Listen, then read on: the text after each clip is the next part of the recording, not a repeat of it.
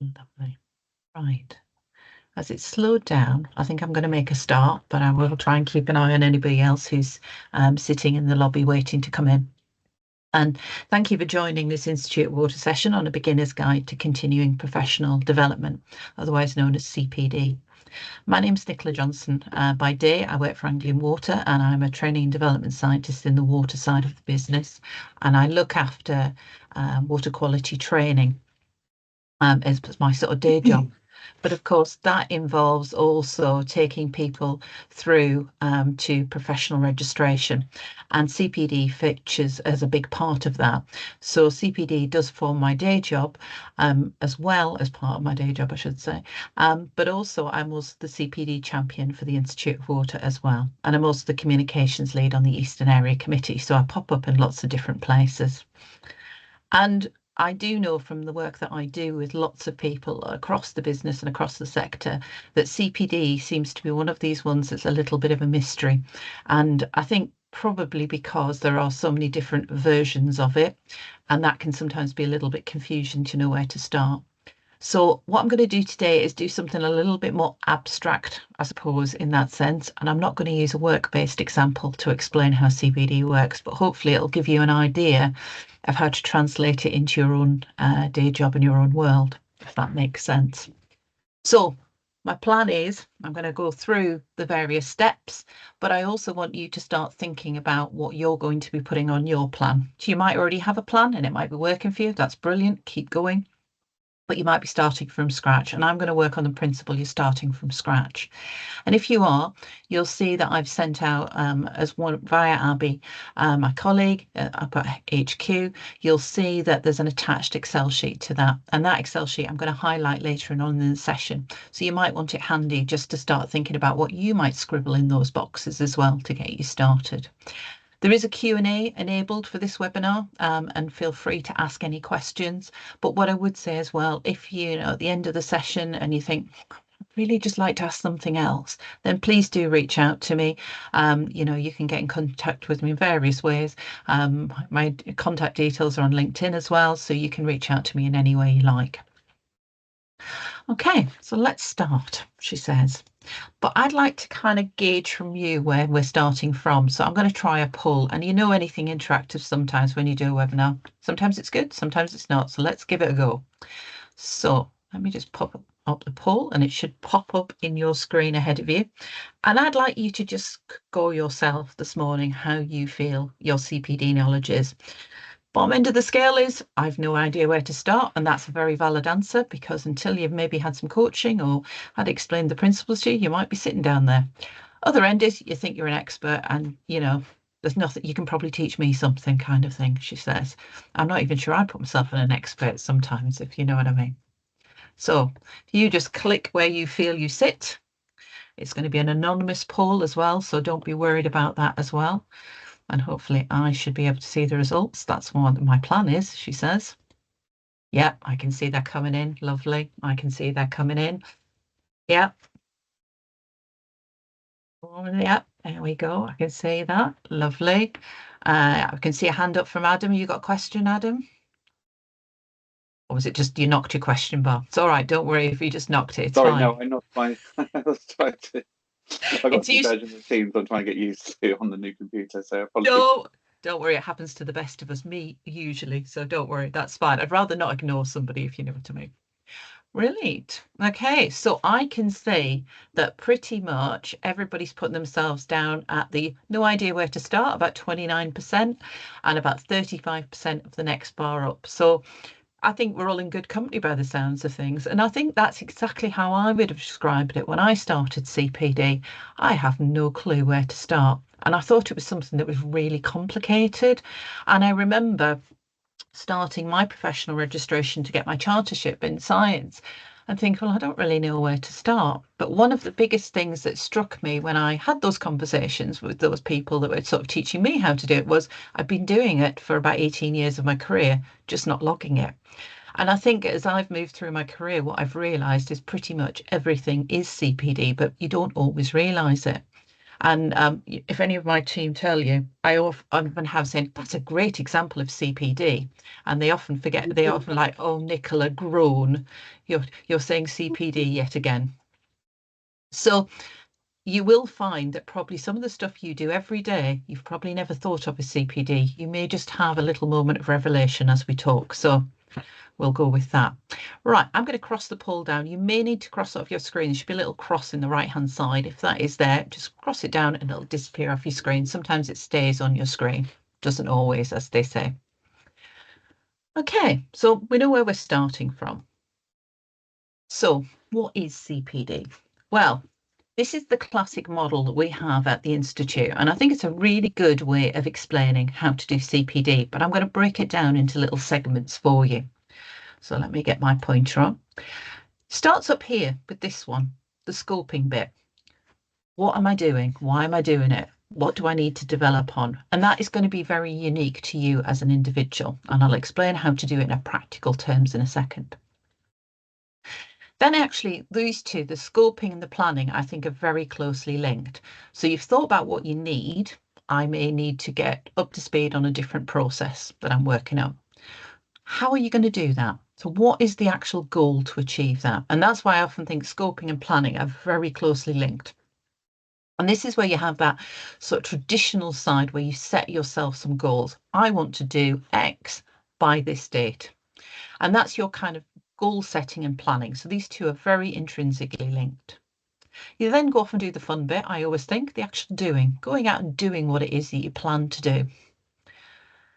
The bit that we're not so good on, and that's me included, I have to say, is the recording. So actually, what did you do? What did you learn?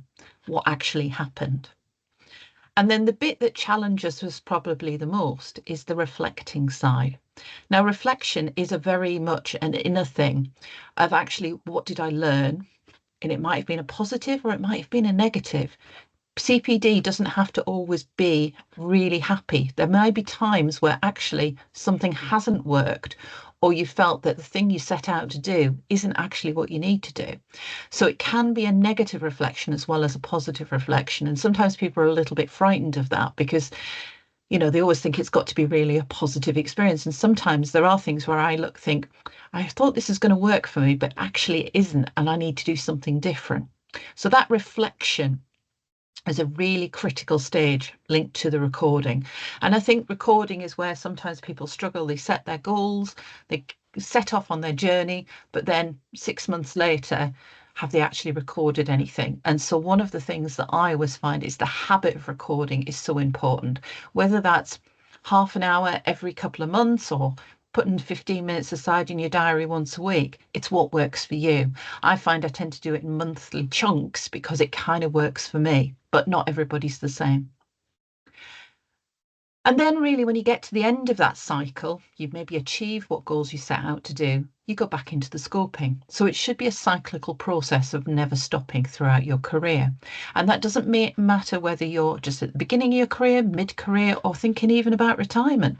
There are still things that you can do within your CPD.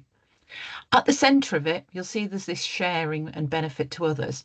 And that's a concept that came through from some of our registration bodies like the Science Council, where there was really this idea that if you're doing your activities and your personal development, how do you share it with others?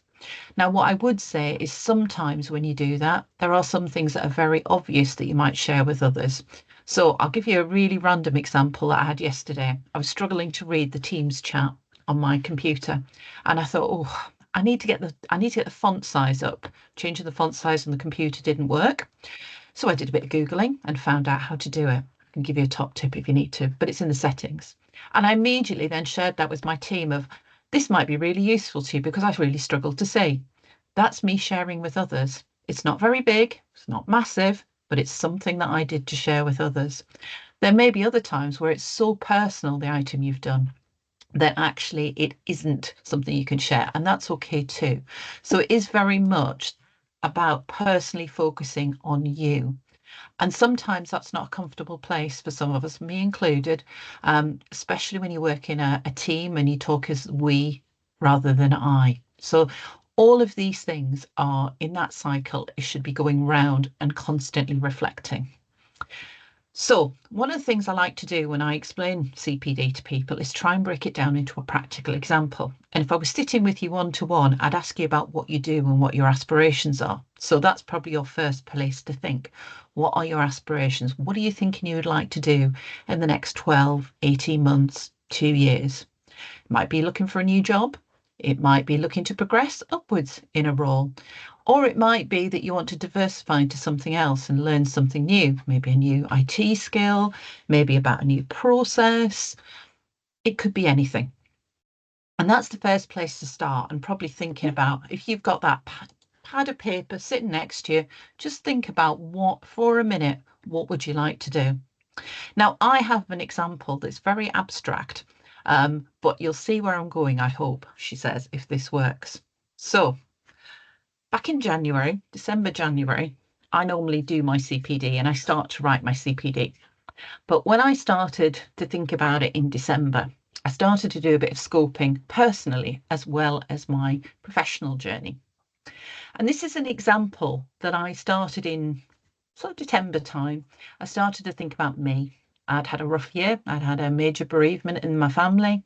My mental health probably wasn't as where I wanted it to be. I was very anxious. Definitely wasn't on my game. I'd been for my routine blood pressure check, and I've had high blood pressure since I was 18, and it was sky high. And definitely after a while of combination with the GP, finally started to get it back to where it should be.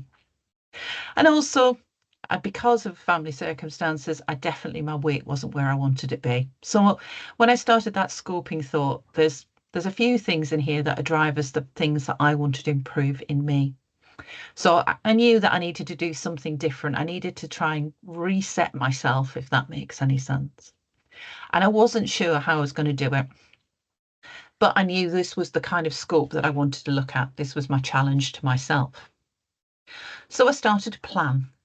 And I thought, how am I going to do this? I need to do something different. Anybody who knows me well knows that I already regularly go swimming. I do Zumba classes. I go to Pilates. So yeah, I was doing all of that normal stuff, but I felt like I just needed to challenge myself a little bit more. And scrolling social media, as you do, up pops on my feed, walk 62 miles in January. And I thought, oh, I could do that. Yeah, walk, do 5 or 6 miles at the weekend with friends. I can do that. That's not too bad of a challenge, is it? 62 miles in January, boost my exercise levels.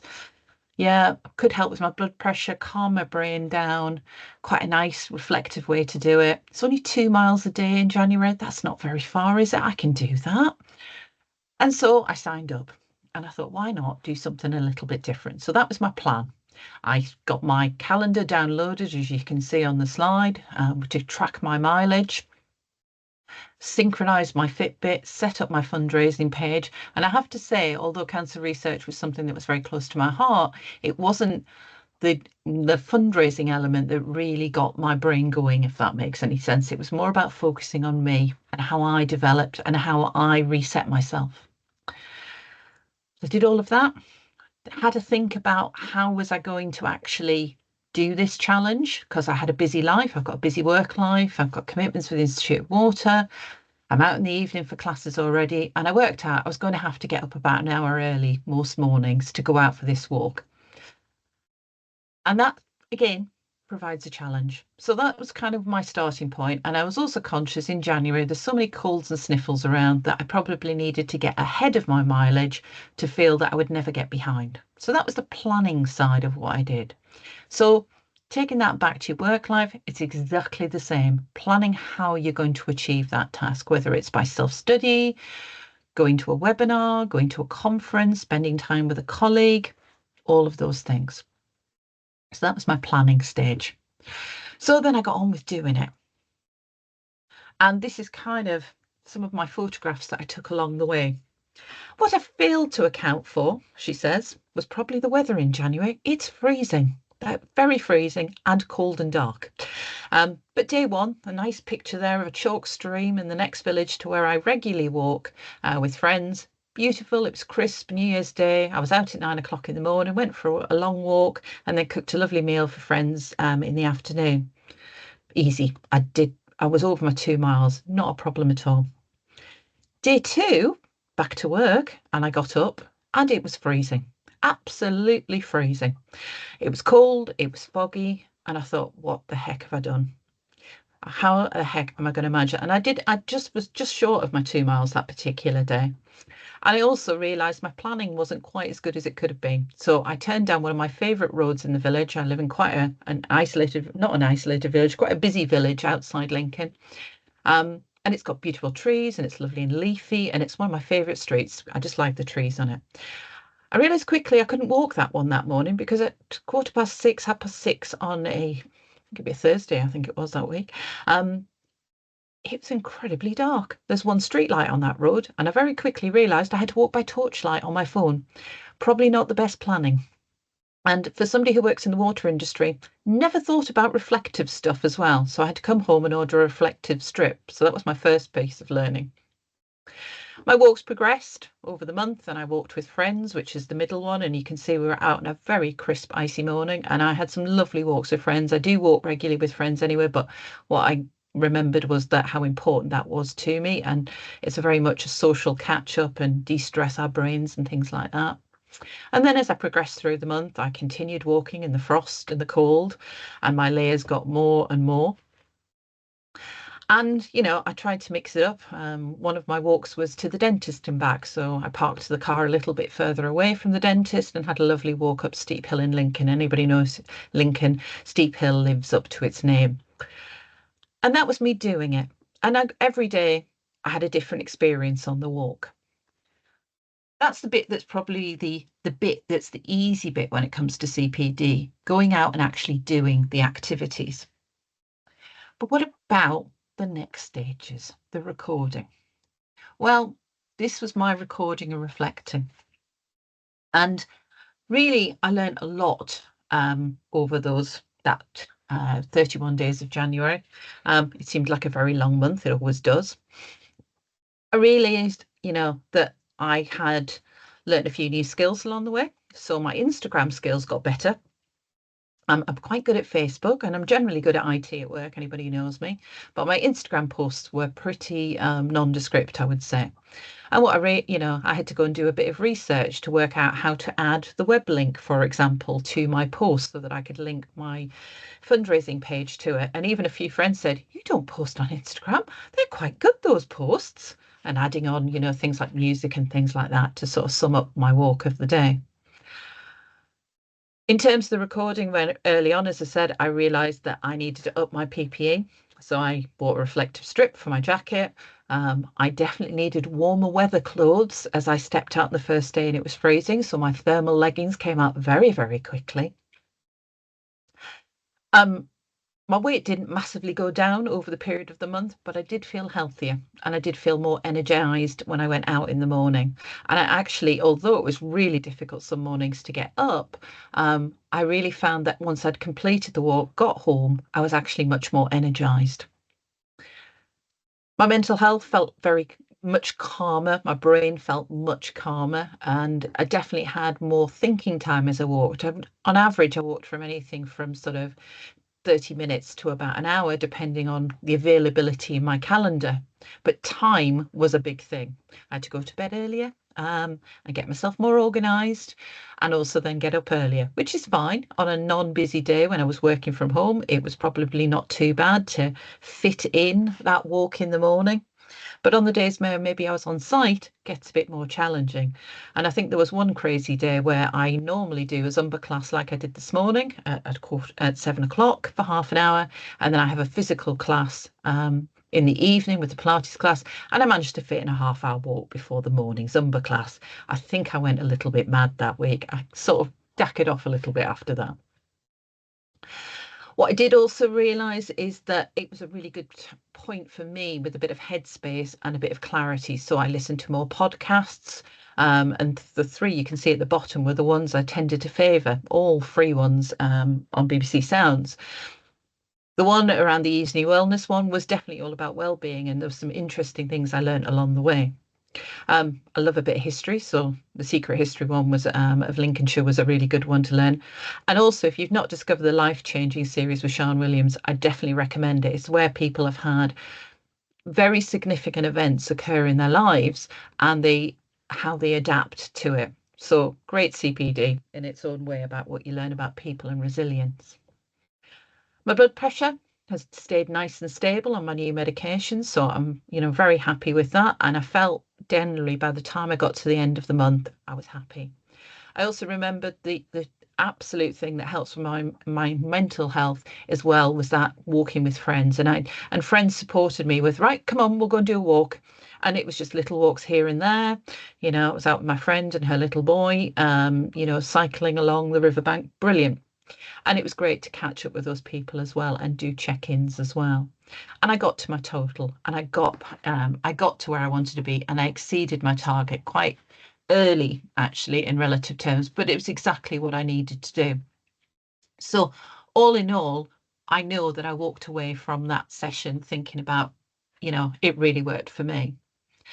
You're going to ask me now, have I continued it?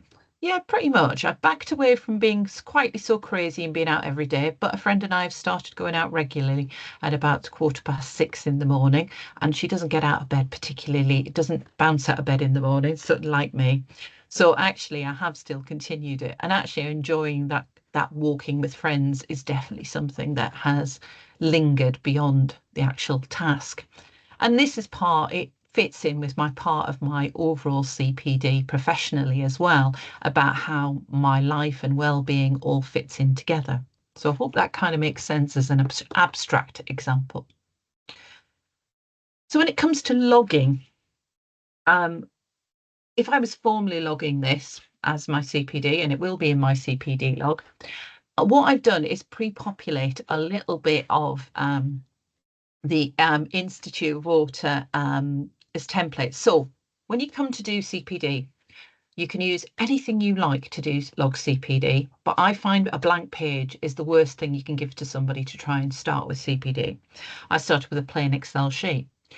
There are two ways currently that the Institute offer. One is this Excel template, which is the one I strongly recommend to people when they start out, because it has every box you need. And if you fill every box in, you know you've done the minimum requirement.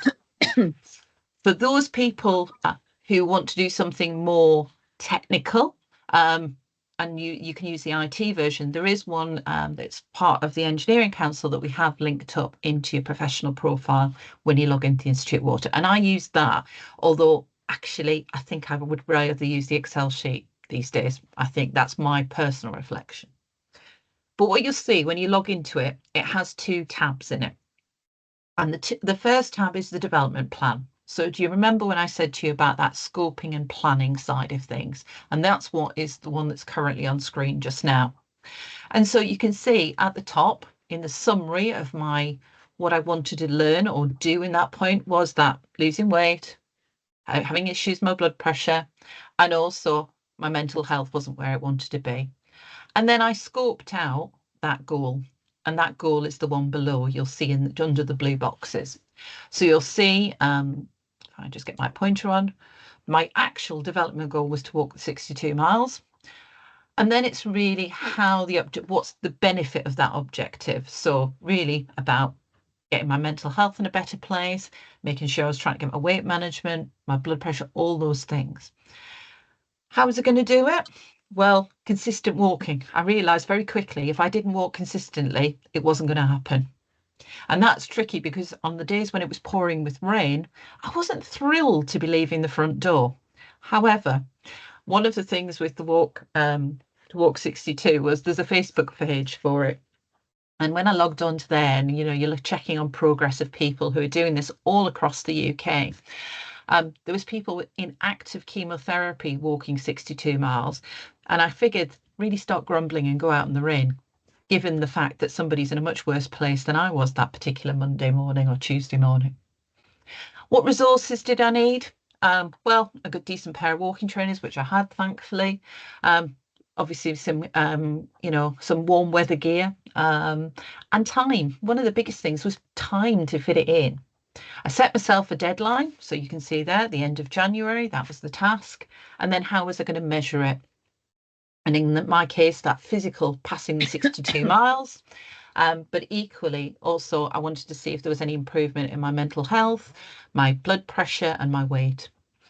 And then really that review, and that, as you see, that review, I didn't lose the weight I maybe hoped I wanted to, probably because I didn't cut back on eating, I think is the short version. And therefore, as I was doing more exercise, your brain says you can eat a little bit more.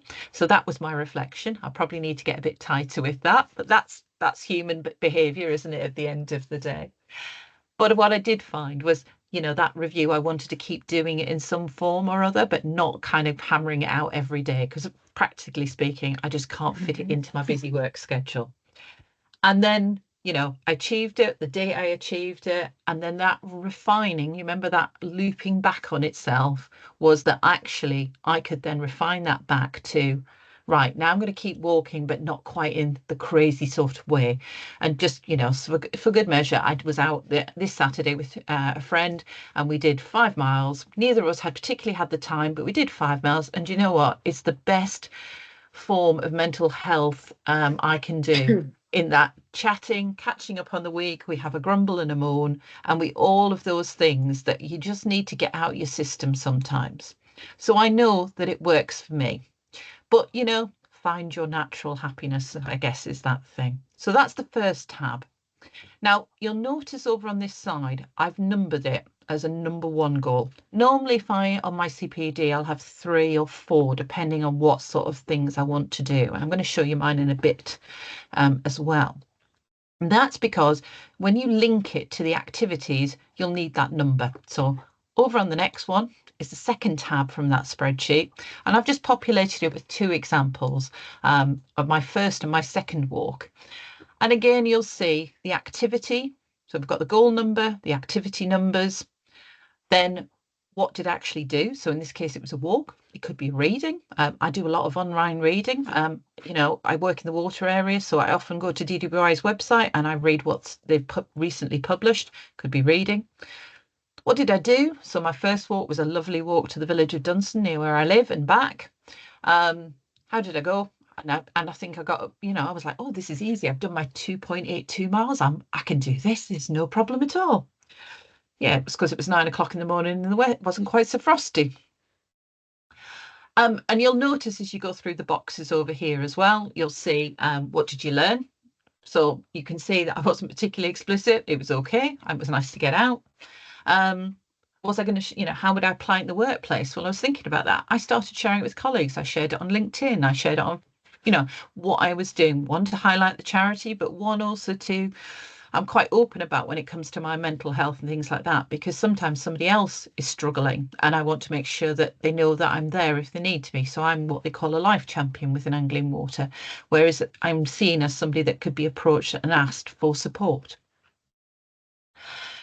In terms of have my colleagues benefited? Well, probably not. They're probably, not at this stage, but the charity will be. So there'll be an indirect benefit that the charity will receive some money. And the impact of my goal, well, it was a long way from 62 miles at that point. My second day, as you can see, I said to you it was a bit colder, darker. Probably wasn't dressed as warmly as I could be. I certainly had my hat on pretty much every walk I did in January. But again, that whole reflection of, oh gosh, it's a little bit harder because it's cold and it's wet. But actually, do you know what? If people who are in active chemotherapy can do this, then I can keep doing this. And again, the refining, it kind of just, that continuing logging. So every activity would be different. And if I'd logged every walk on there, each one would have had an individual reflection and an individual conversation with myself as to where I was and what I was doing. And I know sort of probably 2/3 of the way into the month, it became very tiring because I was constantly walking, trying to stay ahead of my total and not get behind. So there was also some mental agility for me as that walk progressed. And I knew that I needed to stick with it. But, like anything, you always hit a barrier sometimes with anything you're doing as a long-term commitment. So I'm going to put it back to you. And I want you to sit and think for a second about what your current aspirations are. So maybe you haven't done your CPD for this year, or maybe you started to think I should be doing it. It's really difficult to come up with something year on year. I've been in this business now more than 26 years. And there's sometimes when I think, I don't know what I want to do. But what I'm going to share with you now is my current goals and my current aspirations, just to give you an idea. And everybody's is different. So I do mine in January, and I just find the year beginning, it just works for me. Some people do them, financial year, when you maybe have your internal appraisal, that kind of thing. And so you'll see my top statement to myself about what my aspirations for this year are was not to lose sight of myself while looking after others. I've probably had a few years where I've been in a caring capacity, and I wanted to keep pushing myself professionally. So, as a technical trainer, one of the things that I find is that I'm not necessarily always at the front line, whereas I would have been historically. So, that means I need to stay in touch with what is going on because things change rapidly in this business, as you know. Um, I've taken on more events for the Institute of Water this year. I think last time we counted up, we've got about 28, I think, for the Eastern area, including my commitments as a CPD champions. But again, making sure that I was creating more opportunities, not just for people to join a session like this, but also I learn stuff when I attend those sessions. So it's a bit of it works both ways. Last week, I hosted a local bowling session. We went bowling and burgers, and I got to catch up with lots of colleagues in the Institute of Water, and we had a really fun night. But again, I'm not the natural social butterfly that wants to be always, sort of in the room. I'm the one that looks at the wallpaper. So that pushes me out of my comfort zone to have those conversations with new people. People don't believe me when I say that. I also want to keep pushing on my new skills without losing old ones along the way. So, because of my personal circumstances, I haven't been on operational sites as often as I would like to have been over the last couple of years. And so that's one of the things that I find I need to make sure I need to up my game this year and make sure that I've got those skills honed. I'm out on site tomorrow and I can't wait. Again, it's just that keeping that consistency of stuff. So that's kind of my sort of thoughts and aspirations for the year. I may change in a few months' time. There might be something else that comes to mind I want to do. But, that new skills, I've been working internally on developing a power app and making sure that that delivers what I want for the business. So all of those are my here and now. Yours might be that you want a new role, or maybe you want to advance in a role, or you maybe want to take on management and leadership, or it might be that you want to get your professional registration because CPD is a really good grounding for that. But equally, if you're not interested in following professional registration, CPD is a great way to manage and grow your own personal career. Out of that, I distill down 3 goals. Personally, I find if I have too many goals, they become unmanageable. But everybody is individual. So don't see that as a blocker. If you want 10 goals, have 10 goals. Some people have goals where there may be, a short term, long term, and a 10-year goal. I'm not really very good at that. I'm much more usually a year at a time works for me. So my 3 goals this year, one is to continue to mentor and assess and support applications. So I do a lot on professional registration. And I support internally my scientific team and getting their professional registration, but I also do assessing, coaching, mentoring. So, and I actually get so much out of that because I know that I grow. And I was with some of the other assessors the other week. We were having some training. And one of the things we all agreed on is we learn more when we assess somebody else because I work in the water business. So water recycling is not my area of expertise. So every time I do a review with somebody, I learn so much more about what happens in that side of the business. So that's brilliant for me. Or completely another water company or another business. The second one, keep working and maintaining those processes and technical skills. So that reflects my being on site, making sure I'm staying up to date with whatever new technology we've purchased, whatever new processes we've been bringing on site, even new portable kits. There's always a new kit coming along for chlorine, turbidity, whatever. And I need to make sure that when I'm teaching in the classroom, I'm teaching what we've got, not what we had 10 years ago. Goal 3, continue to embed the life concept. So Anglian Water's concept around life is the fact that we're a whole person. It's not just about when we come to work, it's about making sure we look after each other and we also get home safely, but also that whole bigger piece that, our life extends beyond our working life, if that makes sense. And so that's about me focusing on me. So all of my walking and my challenge to myself actually sits under goal 3, and that's where I will have it logged on my log because it all fits into what I do. And it also helps me then drive myself forward to be in a better place. So on your pad, your challenge to yourself is to write down what your aspirations are. Few bullet points, few thoughts as I've talked. And what are those goals? And so, really, when you've done that, that's when you fill in that front page. Set yourself some timelines. I always set these as annual. So these will run for me till January 26. And at that point, I will review them and think, yeah, that's not quite right. Sometimes I extend a goal. So maybe you don't quite achieve it in the time frame you thought. There's lots of reasons for that. But acknowledge that I didn't achieve my goal because, and now I'm going to carry it on to the following year. That's okay. It's your CPD, and how you manage that CPD is very individual to you. I wouldn't expect to get 2 or 3 applications in and see them all being exactly the same for CPD because we're unique and individuals, and it's about you and your progress. You will also have internally, you may have appraisals. I certainly get targets from my boss of things that they would like me to do.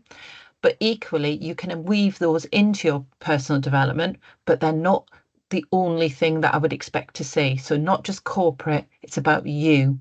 So what do you need to do? Is it that you need to be a better speaker professionally? Is it that you want to increase your network? I was at an event in January, and one of the things a lot of people were reflecting on, they were relatively new to the industry and they struggled with networking and how to network. And it was funny because me and a few of the others who maybe been around for a few years were like, oh, never thought about that. But in a post-COVID world, we spend a lot of time in Teams and various other digital methods rather than standing in a room having a chat over a coffee and a biscuit. So again, it's those things about how do you push yourself to fill those gaps. So if networking is the one you think you need to do, how are you going to achieve it? What are you going to do? Where are you going to go to do it? I will plant those seeds and you can have a thought about them. So that's my main content I want to cover. But what I'd like to do before I open it for questions is I would like to know if you feel a little bit more confident, she says. And that's what I'm trying to do. There we are. It was hidden down on my screen. I'd like to see if you're feeling a little bit more comfortable with CPD. I want to see if we've got a step move based on what I've explained. So hopefully you can see a poll on your screen, she says. I hope. I'm keeping my fingers crossed. And then I'll go and see if I can see the results without breaking my computer, because I quite often do break my computer. That's my own technical challenge, as they say. There we are. No, this is working. Takes a little bit of time, she says, to just appear on my screen. Select view. Not telling me what the results are, but there you go. And hopefully you can see it anyway, she says. I'm hoping, she says. I'm hoping. Go see if I can see it. It's now working on my screen. Marvelous. I can't. Oh, good. So it wasn't working on my screen. Now it's refreshed. So when we started, I think the average was about 1.9. We're now at a 3.2. I see that's a definite improvement. That's good. And actually, whereas everybody was down in the sort of the first and the second blocks, we're now, most of you are sitting in the third block. So that's really good. I'm really pleased to see that. I don't expect you to be perfect after this session because CPD takes practice and time. So I'm going to open it for questions and I'll just check the Q&A, but feel free if you want to put your hand up and I'll come to you. Or you can pop something in the chat for me if anybody's got any questions, she says. Or has everybody got an eye focused on lunch now? She says, Andrew, I can see you've got a question. Do you want to unmute? Hi, Nicola. I'm looking towards professional registration, sort of towards the latter end of this year, but Yeah, I haven't really got involved with CPD up until this point in my career. So right. have you got any tips and advice on how to sort of backdate my, like, say, history? So say, like, how far can I go back? How far should I go back? Yeah, that's a very good question. Do you know what level of registration that you're looking to achieve? Are you looking at chartered or registered, or are you looking at technician? Registered scientist, I think. Okay, so for registered and chartered, you need a minimum of 2 years. So I do encourage people when they get to that point is to go back and look. What you tend to find is think back to when you started, out on that journey, maybe what your appraisal was for that year, what were your targets, what were you thinking? It's amazing when you think you've not been doing CPD, but you actually have. So think back to what you were doing. Top tip I use is I use my diary. Hmm. So my electronic diary at work has everything I do. And so I've used that to find my evidence in the past. And especially if I've had a couple of months where I haven't had time to log, I go back and look at my calendar and I think, oh, yeah, you went to, I was in something the other week where it was a new product was being demonstrated. What did I learn about that product? I can get that noted down. So you use your calendar and go back. So get started now. If you're thinking by the end of this year, you've got Yeah. this year and then you've got a bit of last year as well. Hope Okay, that helps. that's great. Thank you. No problem. Right, I saw one pop up in the chat, so let me just go and have a look at that one. Are you looking to backfill or input older CPD log? How would you advise use your goals and how can you backdate it? Yeah, similar theme. I often say to people is be honest in your CPD log. So, start your new CPD log now with your new goals, but what you can do is have that log, go back and use your diary to make that historic log.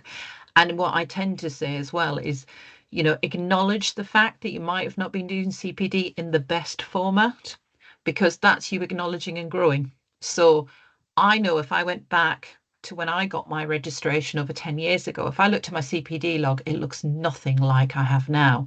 It was a bit of a shopping list of I did this, I did this, I did this, I did this. And at that time, the Science Council didn't ask really for the reflection bit. So if I put my CPD assessing hat on and looked at my old one, I wouldn't be scoring it very highly, put it that way. So try and just go back in your diary, think about what you're doing, think about what your aspirations were. I often say to people when they start maybe a new role, that's the time as well to rethink those goals because you will have changed. So, for example, if you were in a role 12 months ago, you were probably thinking, I want to change roles, maybe want to do something different. That would be a CPD goal. Now you've maybe moved into a new role. What's your goal with that new part? And one of the things, and actually just thinking about it, Andrew, as well, is one of your goals should be achieve professional registration. And people often forget to put that on as a goal because there's multi parts to that. Coming to a webinar like this, coming to a registration webinar, all count as activities. Seeking out a mentor, having a mentoring session, they all count too. Online reading, they all count as well. So hopefully I picked that one up as well for you, Lucy, as well. Right, let me just have a look. Okay, anybody else got any more questions? And to be fair, brilliant. If anybody wants to ask anything about professional registration, I'm certainly open to that as well, because I do get involved in that quite a lot. Okay, marvellous. Well, I think we might, as I promised, deliver you an extra bit of time back then. As I say, feel free to reach out to me Nicola, I think offline. there's a question in the Q&A part of Oh, is the... there? Thank you. Yeah. Well spotted. Oh, it's not. Oh, it is showing now. It's showing. Marvellous. Thank you, Kevin. I didn't see that. I'm so pleased you spotted that for me, Andrew. Year out of industry, early retired, but I'm back working now, looking to see energy. Can I use Yes, you can. This is a really good question, and it applies to a lot of people because I've had people, for example, on paternity and maternity leave, and they said, "Oh, I didn't do any CPD while I was away." Wrangling a small child, that's CPD, you learn all the time. So yes, volunteer stuff counts as well. So all of the stuff I do volunteering at the Institute of Water all fits in with that. But if you may be involved in coaching, coaching a school football team, parent governor, any of those activities in the volunteer sector, absolutely get them in there. I would love to see that. And actually, we really love seeing a real 365 approach to that, that whole 360 thing of seeing the whole person as well. So brilliant. Good luck, Kevin. I'm sure you're going to get there as well. Adam, you've got a question. Hi, yes, sorry. Can you hear me okay? I can, yep, I can. So, as I was doing this for the first time, I set my objective to go to the next level of membership within Institute of Water. Right. I just had to look because my invoice is due, and I was Yep. looking through the website. We've all just, if you're a corporate member, you've just been promoted to professional member, and I've just received the email for that. Oh, that's nice. So just within this session, I've achieved my first objective. Yeah, they've just rejigged the layers as well, so that recognizing where people are developing and professional experience and moving on. And I think it's a really good reflection. I've just had mine upgraded as well, which is nice. And I think it also gives people more that recognition of experience as well through time. Yes, it does. Yeah. Yeah. The next question I had, Mhm. does that mean I could use the designation IWater? If you'll need to check on the particular one you've been assigned to it. So there are different ones, because mine's just changed to experienced professional because I'm registered. I think mine's gone. Now, what's mine gone to? I'll have to look it up again. I had to look it up the other way. Yeah, it'll Well, it just tell says you your what it's membership grade used. is professional. That's it, just Yeah. professional.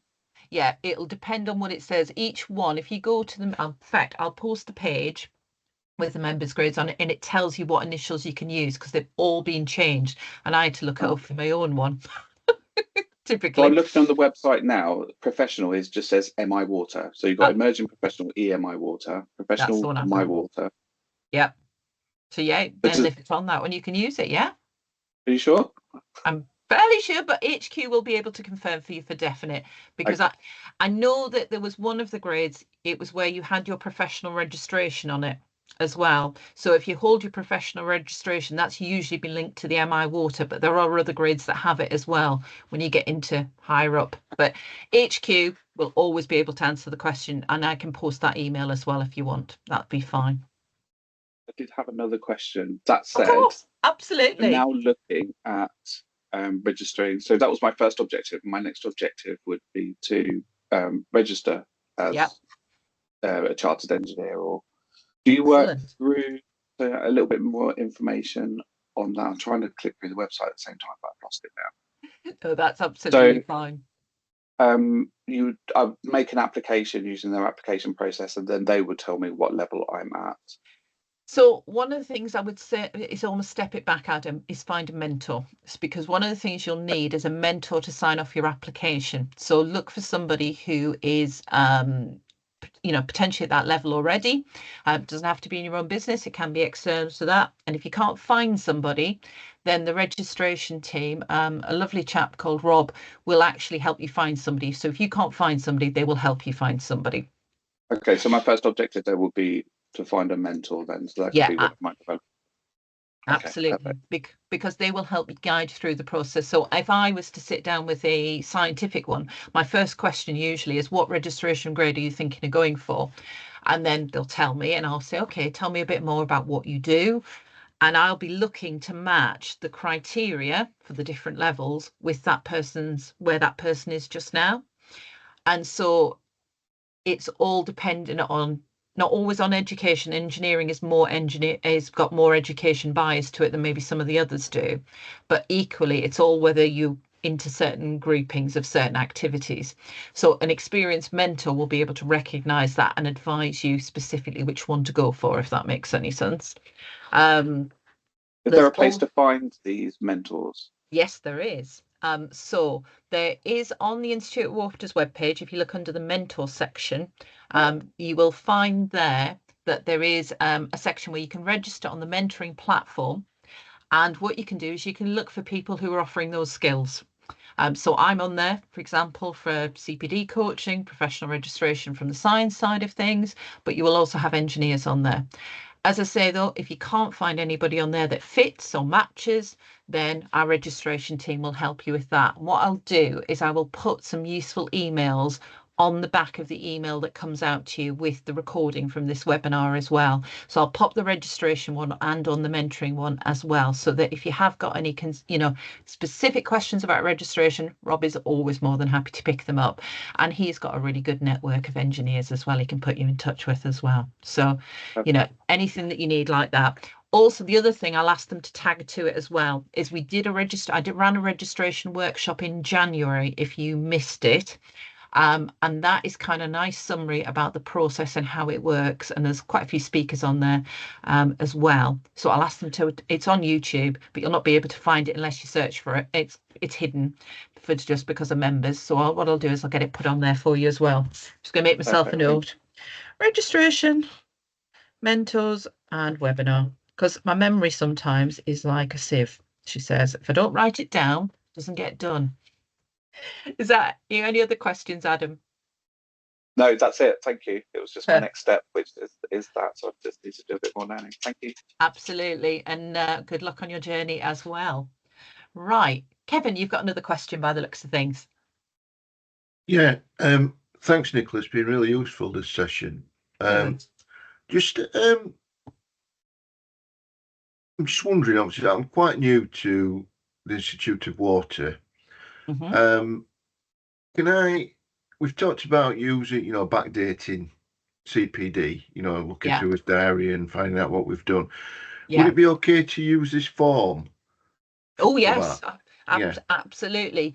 So you have got that Excel template from me, and that's yours to use how you will. Some people add extra columns on, for example, as well. Yeah. So So it doesn't matter, if I although I've only just had this, if I went back a couple of years and filled this in, that would be acceptable. Yeah. Oh yeah, that would be fine, because sometimes CPD is stored in our heads until we log it on a piece of paper, if that makes any sense. Yeah. And it is. I realised when I started doing mine, I'd been doing CPD all my career, because you're constantly learning and adapting and doing it. Probably the bit I didn't have was the goals, and that's the bit sometimes you have to sort of reflect back on. But yes, you can do that. You can use that sheet, and some people add colours and all sorts of things. You make it as personal as you want it to be.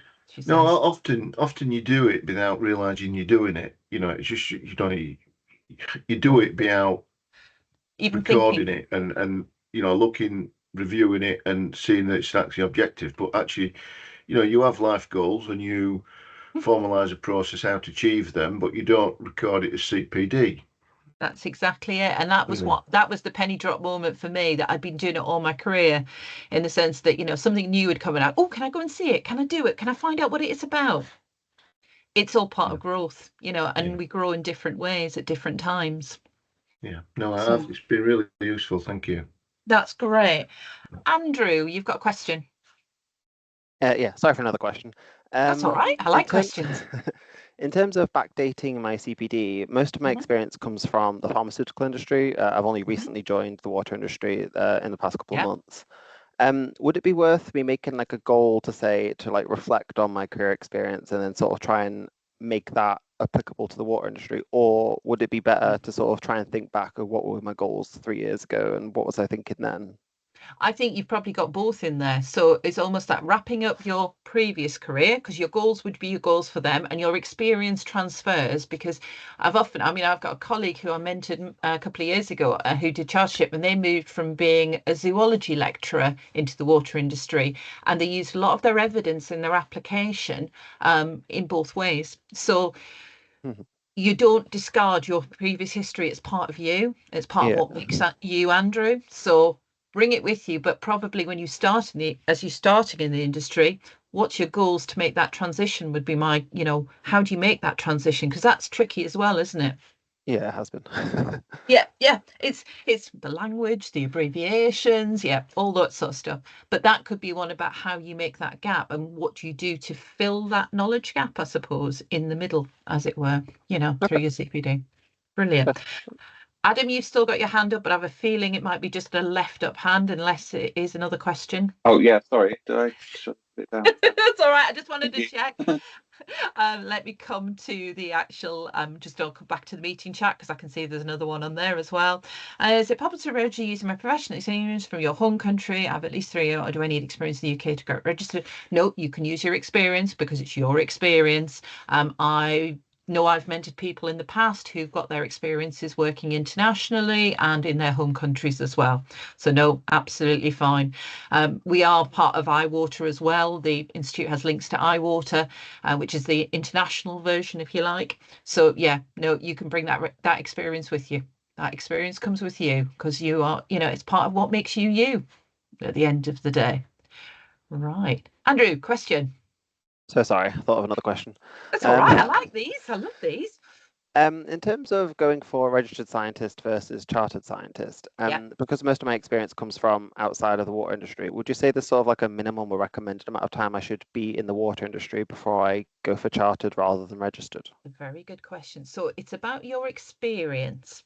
So the Science Council writes the standards for nationally for all scientists. Obviously, from the water industry point of view, obviously there's a bit of a water flavour when you apply for the Institute of Water. Yeah. So it's about you demonstrating that you can satisfy the Science Council's criteria. Mm-hmm. So the big difference between registered and chartered is leadership for me. So you'll notice in the language, if you read the actual competencies as they call them, what it will say on the it talks about leading projects in the chartered environment. That doesn't necessarily mean being a manager or a people manager. It can be like a project manager or something of that nature. Yeah. So your experience directly comes with you. There's a really good tool as well on the Science Council's website, which I'll add on to that list of things I'm going to tag to this. And it asks you pertinent questions about your experiences, regardless of what industry you work in as a scientist, and it will predict where you should apply. So it'll give you a guideline. So depending on how you answer the questions, and I use it a lot with people, it will direct you one way or the other. At the review stage of the application, they would look for water industry experience, but it's not like, it's quite tricky in the sense that you've got to satisfy the Science Council competencies. We look for the extra bit of knowledge. So probably I would say give yourself at least 12 months, probably in that respect, from the water side of things, if that makes sense. That makes sense. Thank you. Perfect. Right. Who's next on my list? Grace, you're next on my list. Hiya.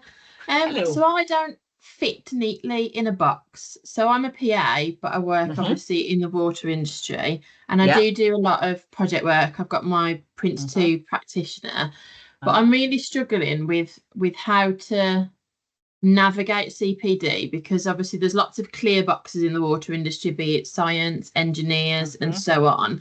And I find that a lot of time people don't really know what to do with me, because I want to learn lots of things and do lots of things and get involved in projects, but people get hung up on my job title quite a lot.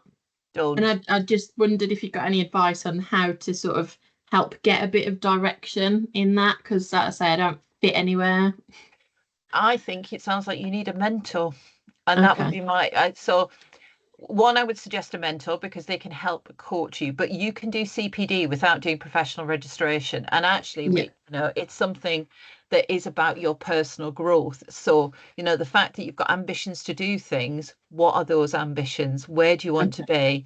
And interestingly, I've got a colleague who is definitely up at the registered scientist level, and I'm just encouraging her to do a chartered level. She started it as an administrator in this business as well. So, there are plenty of places you can go. Yeah, it's a really good stepping stone. It's just where to step to.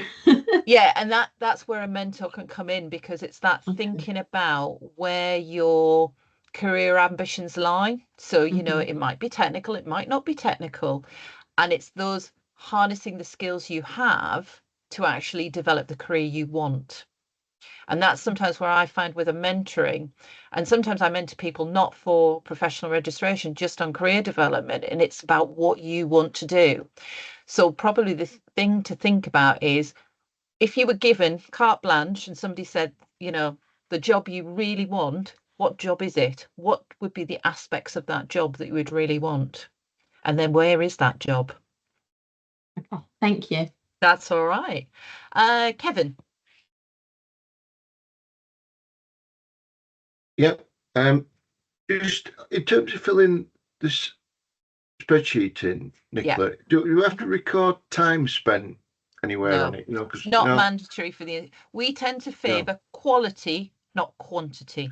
Yeah. Some institutes do. Yeah, I kind of heard that you need to have a roughly 30 hours CPD a year kind of thing. No.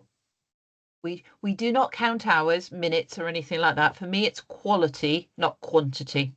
So I think the thing with the minutes, sometimes some people find it useful because sometimes maybe in a business, they have to demonstrate how much they've done in a physical time. I never record it because it's not about, and it's certainly if I'm looking at somebody's CPD, I wouldn't be worried about it. We leave it on there because it suits some people's purpose, but for others, no, you don't need to do it. Yeah. So if we're using this for a professional review, then it'd be really just looked at objectively in terms of what I've done and not what, that I've spent an hour on this one and 2 hours on this one and 30 minutes on this.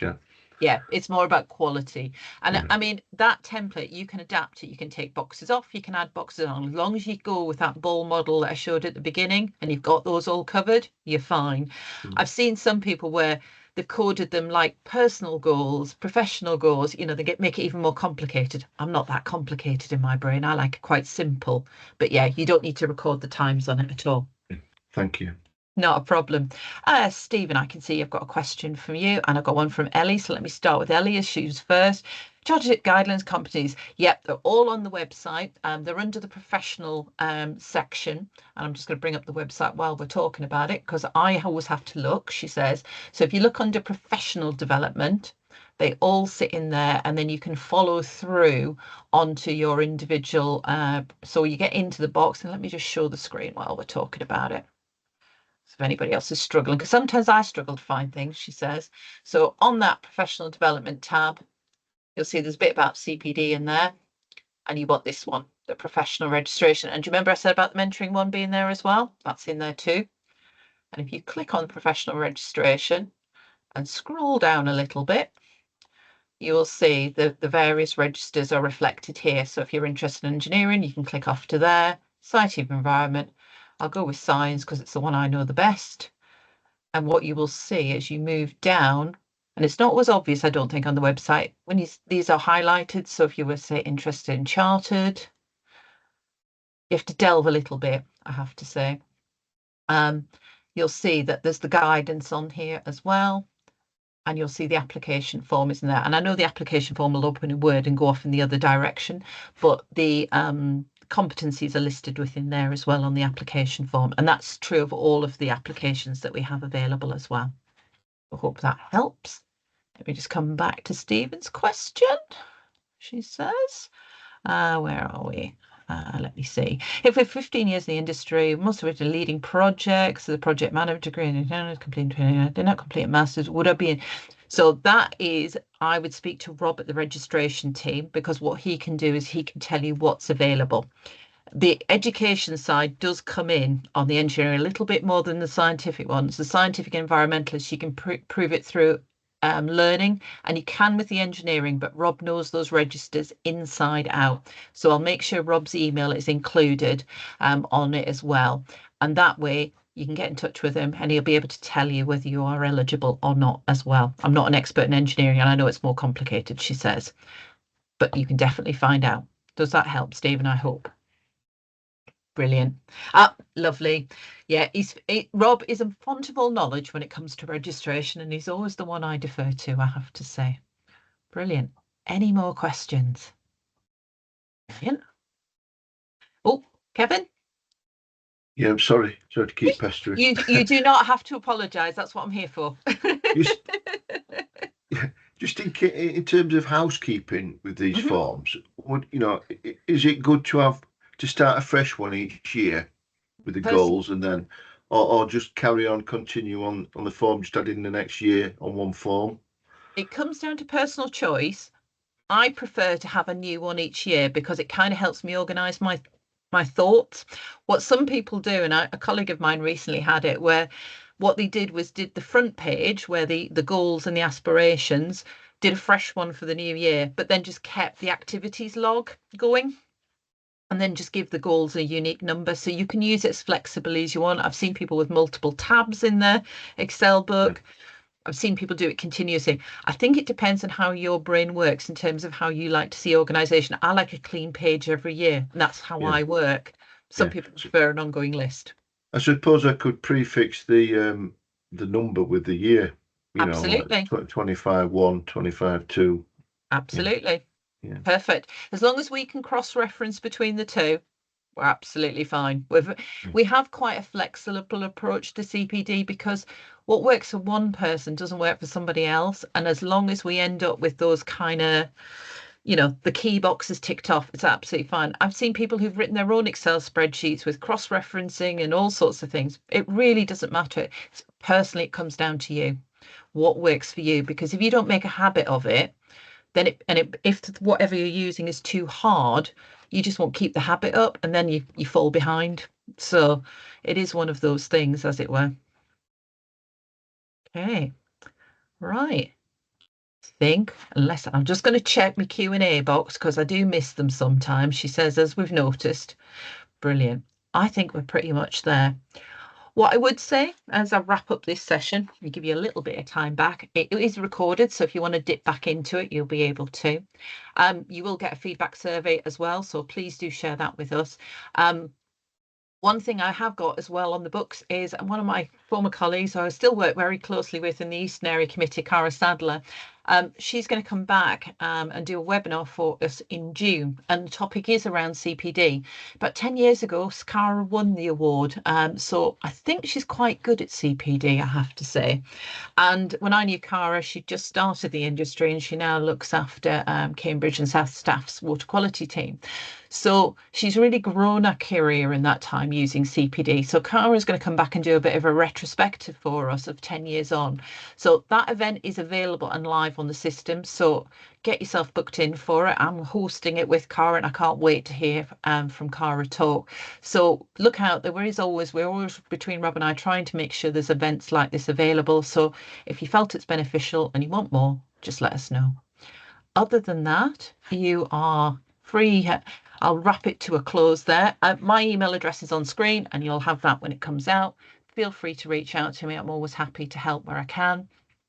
And as I say, there's lots of support and stuff around there for you as well. And thanks for all the brilliant questions as well, because they were really good and challenging. I like a challenging question. And I hope you enjoy the rest of your lunch today. Thank you. Thank you, Thanks, Nicola. Cheers. Thanks, Nicola. Thank you. Bye. Bye. Thank you very much. Take care. Thank you. Thanks. Bye. Thank you.